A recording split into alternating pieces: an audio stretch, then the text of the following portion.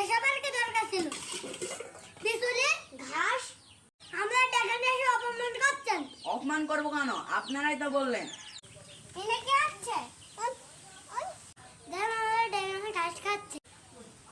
আপনারা তো এখানকার গণ্যমান্য ব্যক্তি। হ্যাঁ, আপনার সাথে তো একটা পরামর্শ নিতে এলাম। বলো।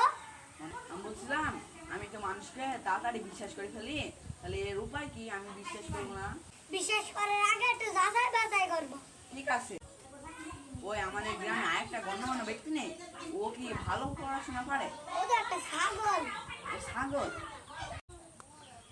আপনার সাথে তো আমি একটা পরামর্শ নিতে আসলাম। বলো।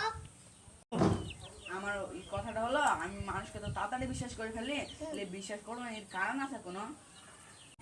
বিশ্বাস করার আগে একটু যাচাই বাছাই করবা। যাচাই বাছাই করবো। আমাদের এখানে একটা বড় মডেল নেই, ও কি একটু তোমার থেকে ভালো পড়াশোনা পারে? বুঝলে? ও তো একটা গরু। ও গরু তাহলে?